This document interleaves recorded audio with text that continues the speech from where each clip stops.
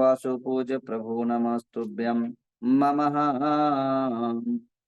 मंगलग्रह दोष निवारणं कुरु स्वाहाम्। ओम ह्रीं वासुपूज्य प्रभो नमस्तुभ्यं मम मंगलग्रह दोष निवारणं कुरु स्वाहाम्। ओम ह्रीं वासुपूज्य प्रभो नमस्तुभ्यं मम मंगलग्रह दोष निवारणं कुरु स्वाहाम्। ओम ह्रीं वासुपूज्य प्रभो नमस्तुभ्यं मम मंगलग्रह दोष निवारणं कुरु स्वाहाम्।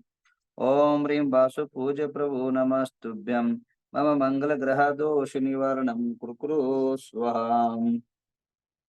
ओम ह्रीं वासुपूज्य प्रभो नमस्तुभ्यं मम मंगलग्रह दोष निवारणं कुरु स्वाहाम्। ओम राम ह्रीं रूम राशि अवसाम अपने अपने नाम लीजिए। मम मंगल ग्रह दशा अंतर्दशा प्रत्यंतरदशा सर्वग्रह नवग्रह दोष निवारणं कुरु स्वाहा।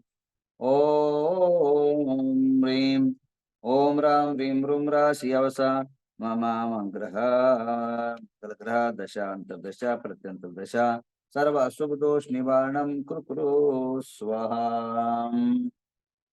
ओम राम ह्रीं रूम राशि अवस नवग्रह दोष निवारणं कुरु स्वाहा।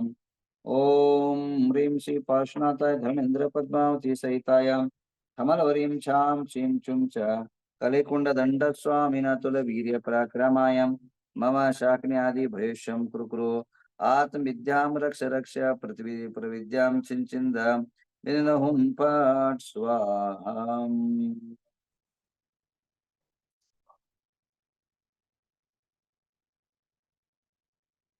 आइए अब जो है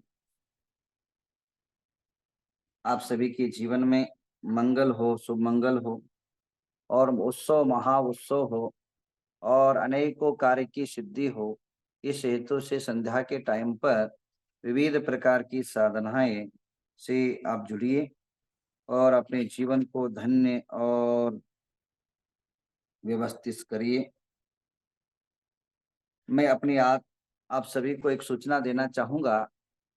आपको सभी के ग्रुप में जो है नवग्रह तीर्थ के महामस्तकाभिषेक की विशेष जानकारी आपको दिया जा रहा है और विशेष जानकारी मात्र नवग्रह तीर्थ के महामस्तकाभिषेक जो सुमेरु है विश्व के अंदर पहली बार बना हुआ है।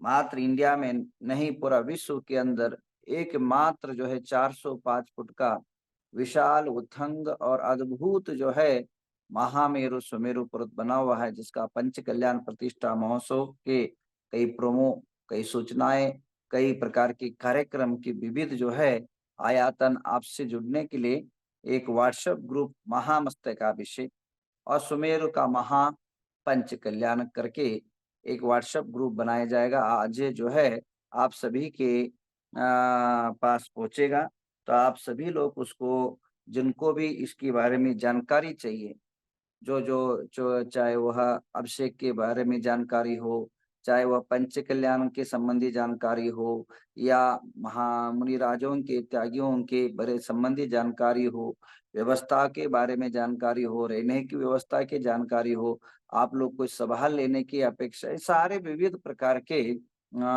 जो भी सूचनाएं हैं वह सूचनाएं जो है आप सभी को देने के लिए एक व्हाट्सएप ग्रुप बनाया है, तो उसमें आप ज्वाइन हो जाइए। नमो लवे सबस्वन आज सभी ग्रुपों के अंदर आज आपको भेज देंगे शाम तक या कल सुबह तक, तो आप सब उसमें ज्वाइन हो जाइए एक बार।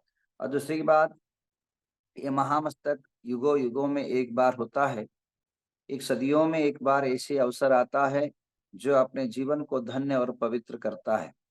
मैं आप सभी को एक बात जानकारी दूं, जो भी आपकी 4 दिन की चांदनी है, दिन है, इसके लिए हम इसको और उत्सव और प्रकाशित करने के लिए, क्योंकि जो भी आपको मिला है ये आपका एक गिफ्ट समझिए, प्राकृतिक गिफ्ट है, क्योंकि आज युग जो है समाप्त होने वाला था। ये कोरोना की महामारी के महाप्रलय के अंदर न जाने कितने लोग अंतिमता को प्राप्त होने वाले थे और कुछ लोग हो भी गए, कई लोग, और जो भी रहे हैं ये जो है एक अपने आप को प्राकृतिक गिफ्ट है और इस गिफ्ट का हम सदुपयोग करें। धर्म ध्यान और उत्सव और महामहोत्सव में अपने को तन मन और धन से जो है आप लोग इसमें विशेष जो है जुड़े, ऐसी हमारी अपेक्षा है। कल जो है एक इंद्र बने हैं, श्रीमान सुनील पेंडारी नागपुर से इंद्र बने हैं। इनको बहुत बहुत आशीर्वाद और शुभ मंगल। और ये परिवार बहुत धार्मिक परिवार है और सदा जो है धर्म से जुड़ा हुआ रहता है। नागपुर से एक इंद्र जो है सुनील और उनके दाम्पत्य दोनों एक इंद्र बने हैं, तो इनके लिए बहुत बहुत मंगल कामनाएं करता हूँ। और आप सभी को जो है आज आत्मकथाएं शुरू करता हूँ।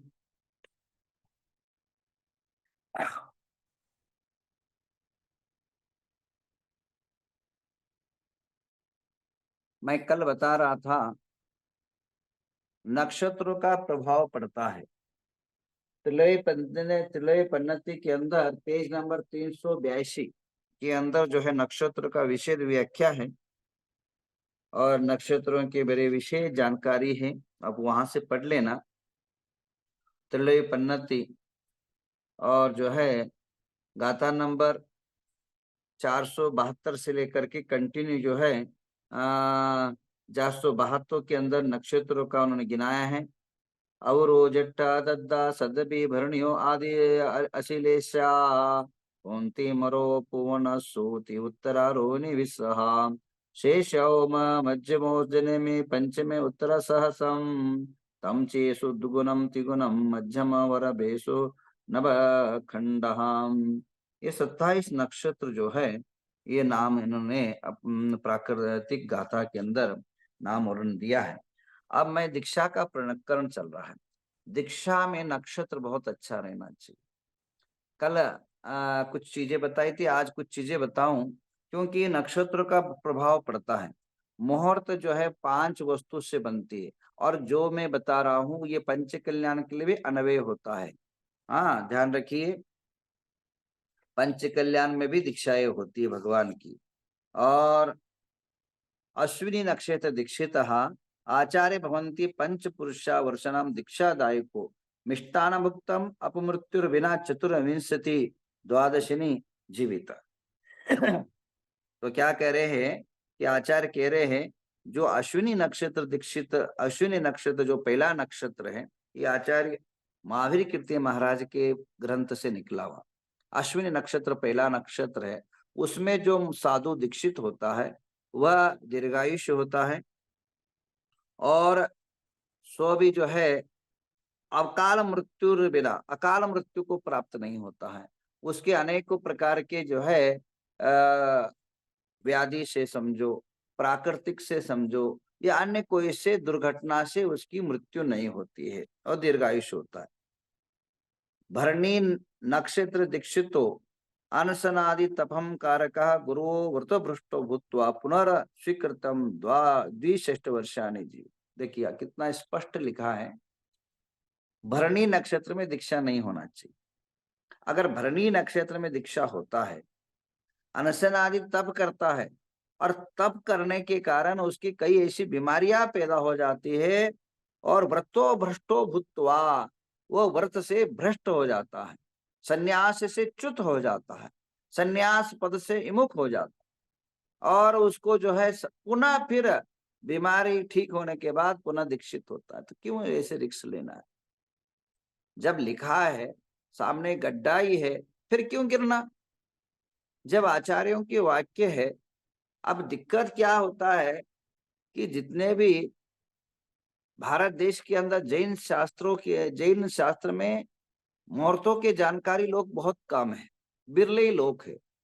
आज केवल पंच कल्याणों की अंबार लगा हुआ है और पंडित लोग ऐसे मुहूर्त निकाल देते हैं जिनमें मृत्यु योग हो जाता है। मृत्यु योग जो है कई प्रतिष्ठाचार्यों को देख करके मुझे गंभीर समस्याएं निर्माण हो जाता है। मानसिकता इनको कौन समझाए भाई? उनको क्या है, 10 प्रतिष्ठा करना होता है, समय कम होता है और कोई भी मुहूर्त निकाल देंगे। उनकी अनुकूलता के, समाज की अनुकूलता, उनकी अनुकूलता, ये कभी नहीं होना चाहिए। अनुकूलता राष्ट्र की हो, अनुकूल तो है देश की हो, अनुकूल दीक्षार्थी की हो, अनुकूल समाज के अंदर समृद्धि हो, ऐसे मुहूर्त होना चाहिए। पंडितों की अनुकूलता के अनुसार, समाज की अनुकूलता के अनुसार मुहूर्त नहीं होना चाहिए। जो मुहूर्त शुभ हो वो शुभ ही होना चाहिए और शुभ मुहूर्तों में कार्य प्रणाली होनी चाहिए। आचार्य कहते हैं इसलिए भरणी नक्षत्र के अंदर जब पंच कल्याण की दीक्षा भी हो, भगवान का दीक्षा भी हो, ध्यान रखना पंच कल्याण की दीक्षा कर तो वो सामान्य नहीं, वो भी एक मुनि बना रहे हो, वहां भी नक्षत्रों का, वहां भी लग्नों का ध्यान अवश्य रखना चाहिए, क्योंकि वह प्रतिमाएं मुनि बन करके आपके समाज के अंदर शाश्वत रूप से विराजमान होंगे। कई ऐसे मंदिर है, बड़े बड़े मंदिर है, धराशायी हो गए, कई ऐसे जिन बिंब है ध्वंस हो गए, कारण वहां कुछ न कुछ गड़बड़ियां जरूर हुई होगी। तो कहने का तात्पर्य अभी क्या होता है, ढेर सारी प्रतिमाएं आ जाती है और केवल चावल छेपन के माध्यम से उनकी संस्कार इतिश्री किया जाता है। साधु एक मूर्ति है नहीं, साधु एक 108 प्रतिमाएं, बताए कहां कहां तक वो सूर्य मंत्र देगा, कहां कहां तक अंक न्यास करेगा।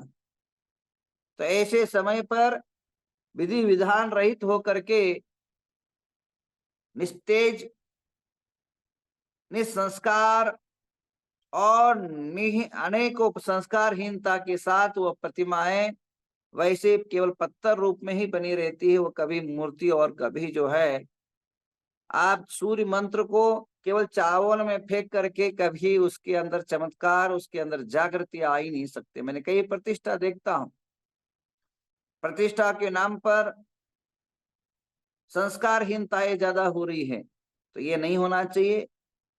और सम्मान और मानों के कारण जो मुहूर्त छूट जाते हैं वे नहीं होना चाहिए, उसका परिणाम आपको ही भोगना पड़ेगा, समाज को ही भोगना पड़ेगा, और मूल इंद्र आदि के परिवार को ही भोगना पड़ता है। इसलिए मुहूर्त का बहुत जरूर ध्यान रखे। रोहिणी रोहिण्यां दीक्षितः मिष्टान भुक्त्वा विदेश परिभ्रमणं शीलः अपमृत्युदेन वंचितम मृतो भ्रष्टो भूत्वा पुनः स्वीकृतम 57 वर्षिणी जीवितः। यहाँ भी रोहिणी नक्षत्र में भी दीक्षा नहीं होना चाहिए। विदेश का प्रबल क्या करेगा, दीक्षा दीक्षित हो जाएगा और व्रतभ्रष्ट हो जाएगा। अपमृत्यु से 2 बार उसके जीवन में अकाल मृत्यु का योग, द्वेन वंचितम अपमृत्युम द्वेन वंचितम, 2 बार उसके अकाल मृत्यु का योग आएगा। रोहिणी नक्षत्र में कोई साधु दीक्षित है तो वह उसके जीवन में ऐसे ऐसे, अब बताओ, ऐसे भयानक रोग हो जाए और ऐसे कोई मृत्यु कारक हो जाए तो ऐसे ही भ्रष्ट भ्रष्ट हो जाता है। तो ऐसे सत्य दीर्घायुष रहता है, 77 वर्षिणी जीवित, 70 वर्ष जीता है, बट भ्रष्ट भ्रष्ट होकर के और अकाल मृत्यु के तुल्य जो है महा दुख उसके जीवन में रहता है। मृगस्य नक्षत्र दीक्षित आचार्यो भवन्ति 22 पुरुषाणां दीक्षादायकः समस्त संगा धारो भूत्वा 7 वर्षिणी जीविता। ये बहुत अच्छा मुहूर्त है, मृगशिर नक्षत्र में दीक्षा देना बहुत अच्छा रहता है। और उसमें जो है 22 मुनियों को दीक्षित करता है और इसी प्रकार समस्त संघ का अधु नेतृत्व करता है और 70 वर्ष के ऊपर वह उसका आयुष्य होता है। तो कहने का तात्पर्य यह है अकाल मृत्यु से रहित होकर के, दीर्घायुष होकर के, और जिन शासन का प्रभाव न करता है।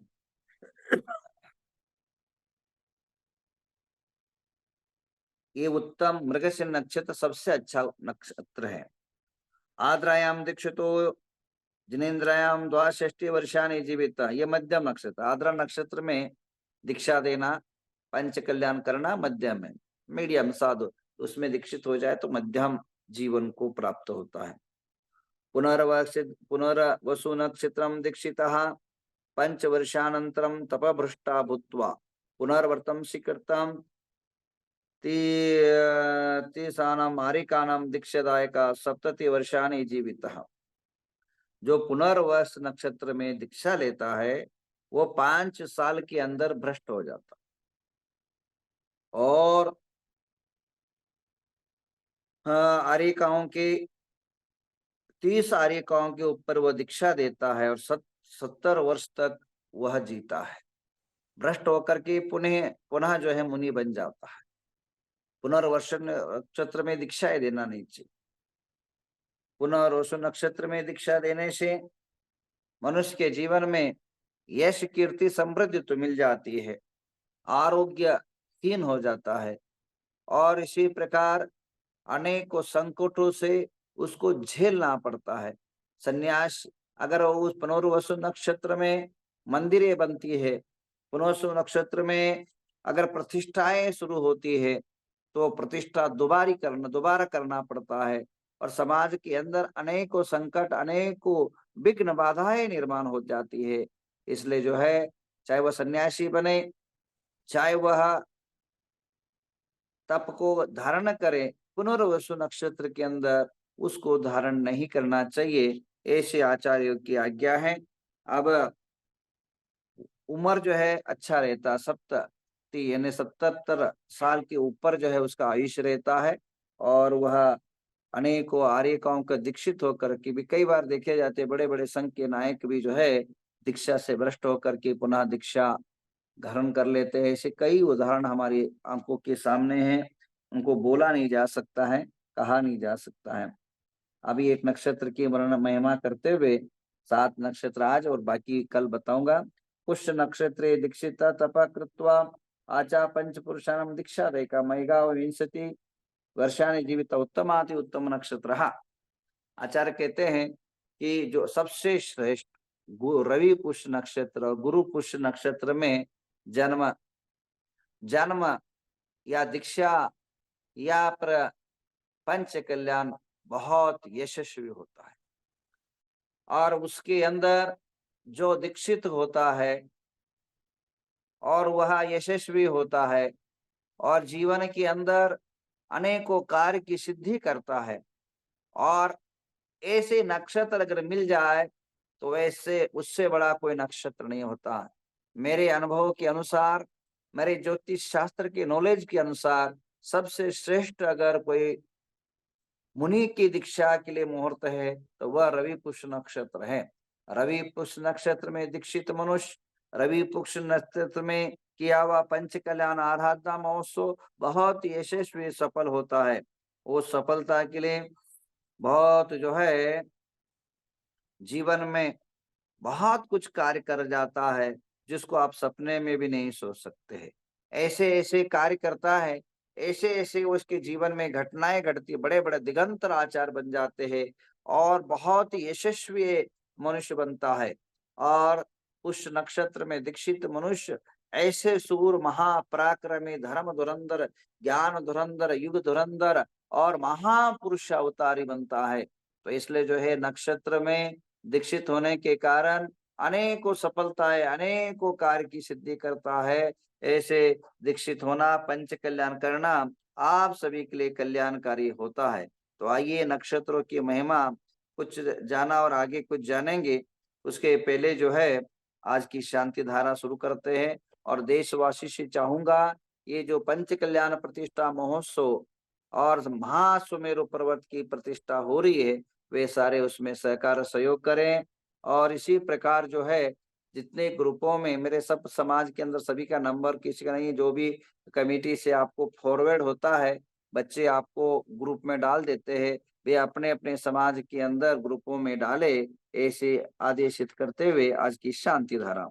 ओम नमो वरते भगवते पार्षणा तीर्थंकराय द्वादश गुण शुक्लजाम पवित्र सर्वज्ञ स्वयं सिद्धाय बुद्धाय परमात्मने परम सुखाय तुलकमंदर दर्शनानंद ज्ञानंद सदुषाय सिद्धाय बुद्धाय तो सत्ज्ञान धर्म श्यारिका श्रावक